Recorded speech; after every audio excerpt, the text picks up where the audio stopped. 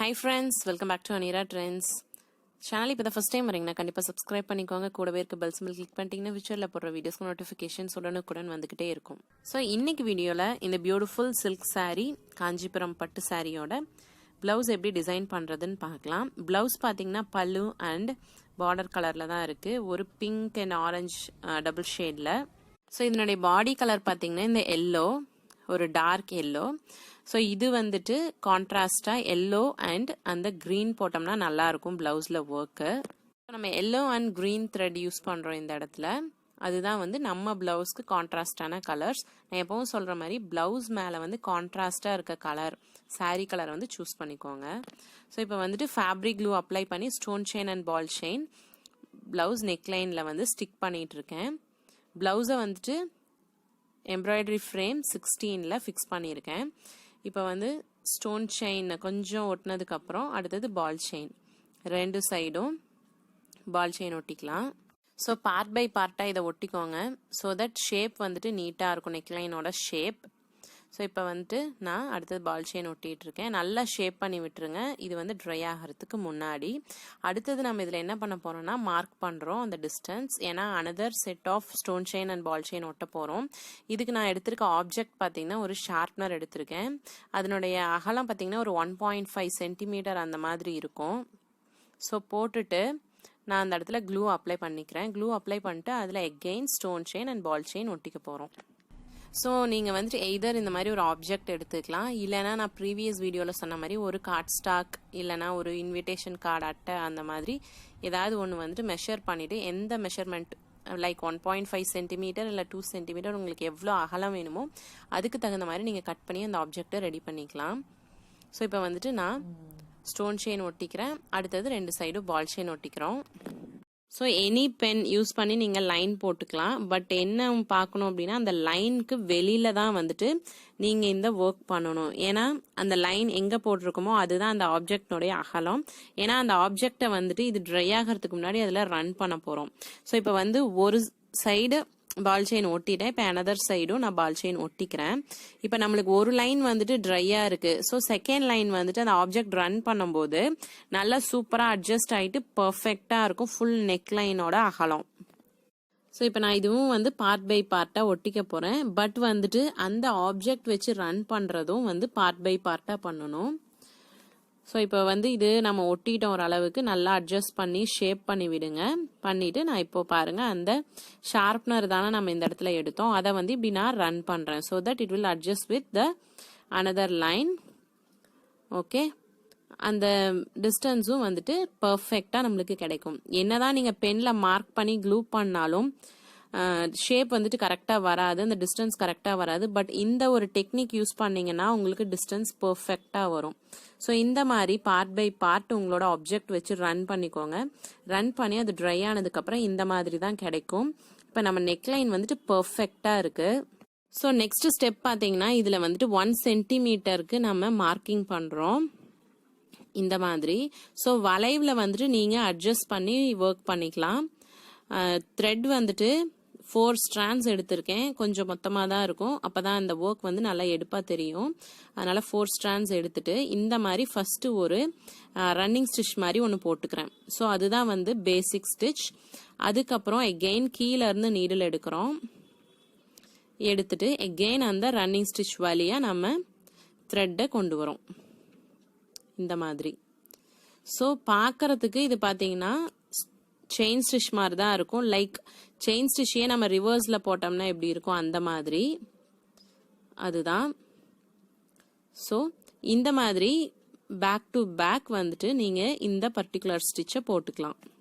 So நான் first போடுறது வந்து ஒரு கைட்லைன். அதுல இருந்து நம்ம அப்படியே ஒரு கோர்த்து கோர்த்து போடுற மாதிரி நம்ம இப்படி போட்டுக்கிறோம். ஏன்னா இந்த ஸ்டிச்க்கு அடுத்தது நம்ம போடுறது இந்த மாதிரி ஒரு டெக்னிக்ல தான் போடுறோம். அதனால செயின் ஸ்டிச் மாதிரி லூப் பண்ணி போடும்போது த்ரெட் ரொம்ப சிக்கு போடும். அதனால தான் நம்ம இந்த பர்டிகுலர் மெத்தட் வந்து நம்ம யூஸ் பண்றோம்.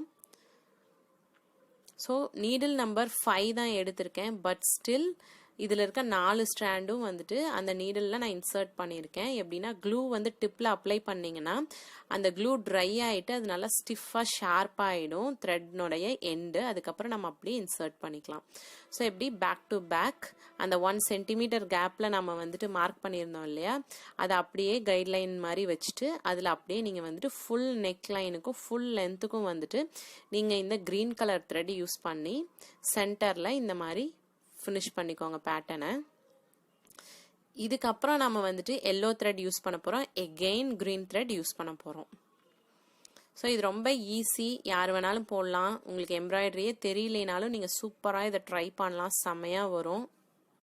ஸோ அடுத்த ஸ்டிச் பார்த்தீங்கன்னா yellow colour thread double line தான் எடுத்திருக்கேன். நம்ம ப்ரீவியஸ் வந்துட்டு 4 லைன்ஸ் எடுத்திருந்தேன். இந்த மாதிரி செகண்ட் இருக்க செயின்லேருந்து லூப் பண்ணி எடுத்துக்கோங்க. லூப் பண்ணி ஃபஸ்ட்டு போட்டோம் இல்லையா கைட்லைன் மாதிரி ஒரு ரன்னிங் ஸ்டிச், அது வழியாக எடுத்து எகெயின் அதிலே கீழே கொண்டு போயிடுறோம். நல்லா நோட்டீஸ் பண்ணிங்கன்னா தெரியும், அந்த த்ரெட் வந்துட்டு நல்லா லூஸாகவே வச்சுருக்கேன். ஸோ டைட் பண்ணல. ஏன் அப்படின்னு பார்த்தீங்கன்னா 2 சைடும் அதை இழுத்து நாட் பண்ண போகிறோம், அதனால தான். ஸோ இந்த மாதிரி அட்ஜஸ்ட் பண்ணிக்கோங்க, 2 சைடும் லூஸாக இருக்கிற அளவுக்கு அட்ஜஸ்ட் பண்ணிவிட்டு இப்போது எந்த இடத்துல வந்து உங்களோட த்ரெட் அந்த ஸ்டிச் வந்துட்டு நிற்கணுமோ அந்த இடத்துல நீடில் எடுத்து இந்த எல்லோ த்ரெட் ஆல்ரெடி போட்டோம் ஸ்டிச்சு அதை ஹோல்ட் பண்ணி இந்த மாதிரி அதோட சேர்த்து எகெயின் நீடில் கீழே கொண்டு போயிட்டு அந்த இடத்துல ஒரு நாட் பண்ணி முடிச்சிருங்க. நாட் மீன்ஸ் ஒரு ஹோல்டிங் ஸ்டிச் போட்டு முடிச்சிடுறோம். ஸோ இந்த மாதிரி எகெயின் இதே வந்து ஆப்போசிட் சைட்லேயும் பண்ணுறோம். இதுக்கு வந்துட்டு த்ரெட்டை ரொம்ப டைட்டாக பண்ணிங்கன்னா இது செய்ய முடியாது, லூஸாக இருக்கணும் கொஞ்சம் த்ரெட்டு. ஸோ எந்த இடத்துல வேணும் அப்படிங்கிறத நீங்கள் வேணும்னாலும் மார்க் பண்ணிக்கலாம், பென் யூஸ் பண்ணி டாட்ஸ் வச்சிட்டிங்கன்னா அதுவும் உங்களுக்கு ஈஸியாக தான் இருக்கும். பட் நான் வந்து எதுவும் டாட்ஸ்லாம் வைக்கல, அப்படியே தான் பண்ணிகிட்ருக்கேன். ஸோ இப்போது இந்த ஸ்டிச்சை ஹோல்ட் பண்ணி எகெயின் எந்த இடத்துலேருந்து த்ரெட்டு மேலே வந்ததோ அதே இடத்துல குத்தி கீழே கொண்டு போயிடலாம். ஸோ இதுதான் நம்ம போடுற செகண்ட் ஸ்டிச். இதை வந்துட்டு நம்ம ஃபுல் நெக்லைனும் வந்துட்டு கண்டினியூ பண்ணோம். ஸோ இப்போ எகெயின் அனதர் லூப் இந்த இடத்துல எடுத்துட்டு இப்போ எல்லோவோட இருக்குல்ல, எல்லோ அண்ட் க்ரீனோட இருக்கு இல்லையா, அதில் வழியாக வெளியில் எடுக்கணும். இதில் நல்லா நோட் பண்ணிங்கன்னா தெரியும், இதில் வந்துட்டு நீடிலோட பேக் சைடு தான் நான் கொடுக்குறேன். ஏன்னா ஃப்ரண்ட் சைடு கொடுத்தீங்கன்னா அது வந்து ஈஸியாக அனதர் த்ரெட்லேயும் ஏறிடும், ப்ளஸ் வந்துட்டு ப்ளவுஸ்னுடைய மெட்டீரியல்லையும் ஏறிடும், உள்ளே போய் தேவையில்லாமல் மிஸ் பண்ணோம். அதனால நம்ம பேக் சைடு யூஸ் பண்ணுறது ரொம்ப ஈஸியாக இருக்கும் நம்ம ஒர்க் வந்து ஃபினிஷ் பண்ணுறதுக்கு. ஸோ அதே மாதிரி கொஞ்சம் லூஸாக நம்ம த்ரெட்டை போட்டுட்டு இந்த இடத்துல ஹோல்ட் பண்ணி கீழே கொண்டு போயிடுறோம்.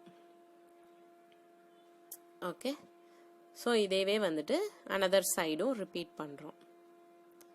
ஸோ இது ரொம்ப ஈஸியான டிசைன், யார் வேணாலும் ட்ரை பண்ணலாம். உங்களுக்கு எம்ப்ராய்டரி ஒன்றுமே தெரியாதுனாலும் நீங்கள் சூப்பராக இது ஒர்க் பண்ணலாம், செமையாக வரும், ரொம்ப ஈஸி. ஜஸ்ட் அந்த 1 சென்டிமீட்டர் கணக்கு மட்டும் பண்ணிட்டீங்கன்னா போதும், ஈஸியாக அந்த ஸ்டிச்சை வந்துட்டு போட்டுடலாம். ஸோ கமெண்ட்ஸில் வந்துட்டு உங்கள் டெய்லரிங் தெரிஞ்சாதான் இது செய்ய முடியுமா அப்படின்னு சொல்லி கேட்டிருந்தீங்க. நான் இது வரைக்கும் ஒரு டிசைன் கூட மிஷின் யூஸ் பண்ணதில்லை.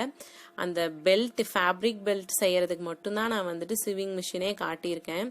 மற்றபடி எல்லாமே வந்து ஹேண்ட் ஸ்டிச் தான். ஏன்னா டெய்லரிங் தெரியாதவங்க, மிஷின் இல்லாதவங்க கூட செய்யணும் அப்படிங்கிறதுக்காக தான் முடிஞ்ச வரையும் ஹேண்ட் ஸ்டிச் பண்ணுற மாதிரி தான் நான் காட்டிகிட்டு இருக்கேன். ஸோ நெக்ஸ்ட் ஸ்டெப் பார்த்தீங்கன்னா எகெயின் க்ரீன் கலர் போடுறோம். Anchor thread, cotton thread, embroidery floss, needle number 5, double thread எடுத்திருக்கேன், 2 த்ரெட் எடுத்திருக்கேன். எடுத்துட்டு எகெயின் எல்லோ கலர் எப்படி போட்டோமோ அதே மாதிரி தான், எல்லோவை தாண்டி வரணும், அவ்வளோ அகலமாக அந்த ஸ்டிச் வரணும். ஸோ நீடில் வெளியில் எடுத்துட்டு இந்த மேலே கொடுத்துருக்க ரன்னிங் ஸ்டிச், ஹோல்டிங்காக கொடுத்த ரன்னிங் ஸ்டிச் வழியாக எடுக்கிறோம். எடுத்துட்டு த்ரெட்டை கொஞ்சம் லூஸாக விடுங்க. எகெயின் நீடில் வந்துட்டு கீழே கொண்டு போயிடுறோம். கீழே கொண்டு போயிட்டு நம்ம எல்லோ கலர் எப்படி 2 சைடும் நாட் போட்டு ஹோல்ட் பண்ணோம் அதே மாதிரி இதுக்கும் பண்ணணும். இது எல்லோவுக்கும் தாண்டி இருக்கணும். அட் த சேம் டைம் நம்ம லைன்ஸ் ஸ்டிக் பண்ணியிருக்கோம் இல்லையா, stone chain and ball chain lines, அதோட கிட்ட வரணும். அந்த அளவுக்கு இதை வந்துட்டு அகலமாக இழுத்து வச்சு நீங்கள் ஹோல்டிங் ஸ்டிச் போடணும் இந்த மாதிரி. ஸோ இந்த மாதிரி த்ரெட்டை வெளியில் எடுத்துட்டு இப்படி ஹோல்ட் பண்ணி கீழே கொண்டு போயிருங்க. ரொம்ப வந்துட்டு டைட்டாக இழுக்கக்கூடாது த்ரெட்டை. இழுத்தீங்கன்னா அந்த மெயின் லூப் போட்டிருக்கோம் இல்லையா, அது ரொம்ப டைட் ஆகிடும். அதுக்கப்புறம் நம்மளுக்கு இந்த ஹோல்டிங் ஸ்டிச் போடும்போது த்ரெட்டு வந்துட்டு ஷேப்பாக நிற்காது, கொஞ்சம் இழுத்துட்டு இருக்கிற மாதிரி இருக்கும், கொஞ்சம் சுருங்கின மாதிரி ஆகிடும். ஸோ இப்போ இந்த த்ரெட் லைனை ஹோல்ட் பண்ணி அங்கே கீழே கொண்டு போயிடுறோம். அவ்வளோதாங்க பேசிக். இதுதான், இதே டிசைனை தான் நம்ம வந்து ஃபுல்லாக கண்டினியூ பண்ண போகிறோம். இந்த மாதிரி அடுத்த த்ரெட்டை எடுத்துட்டு இப்படி ப்ரீவியஸாக இருக்கிற இடத்துல லூப் பண்ணி கொண்டு வந்துடுறோம். இந்த இடத்துல கொஞ்சம் லூஸாக இருக்கணும் த்ரெட்டு, ரொம்ப டைட் பண்ணிடாதீங்க, டைட் பண்ணால் சுருக்கம் விழுந்துடும். ஸோ அகெயின் கீழே கொண்டு போகிறோம்.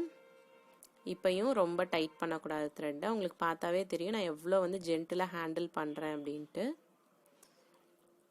இப்போ அகெயின் நீடில் மேலே கொண்டு வந்து ஹோல்ட் பண்ணிடுறோம். இந்தாண்ட இழுத்து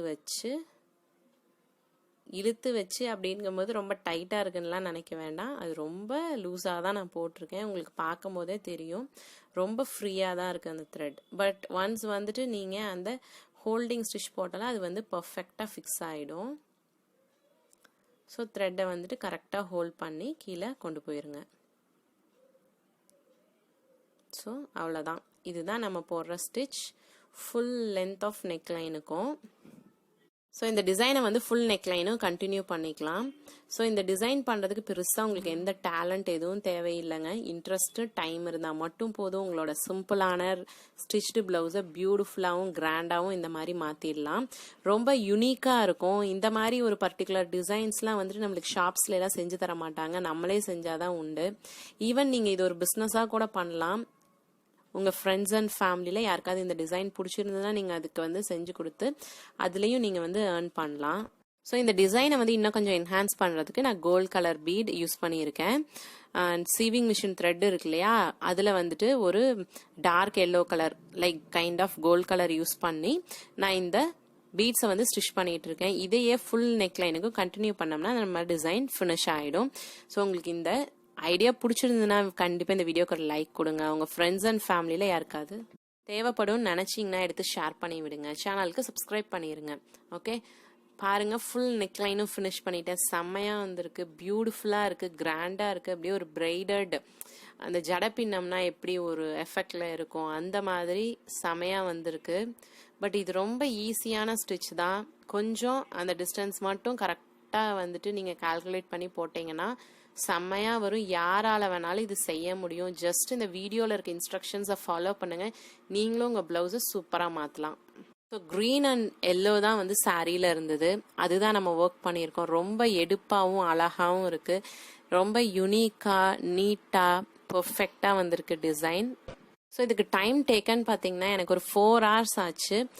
ட்ராயிங் டைமோட சேர்த்து சொல்கிறேன். செலவு பார்த்தீங்கன்னா மேக்ஸிமம் ஆஃப் ஒரு 200 rupees அவ்வளோதான். 4 hours and 200 rupees சூப்பராக இந்த ப்ளவுஸ் ரெடி ஆயிடுச்சு. ஸோ உங்களுக்கு பிடிச்சிருந்தா லைக் பண்ணுங்கள், ஷேர் பண்ணுங்கள், சப்ஸ்கிரைப் பண்ணுங்கள். அடுத்த வீடியோவில் பார்க்குற வரைக்கும் நன்றி, வணக்கம். Take it friends, by.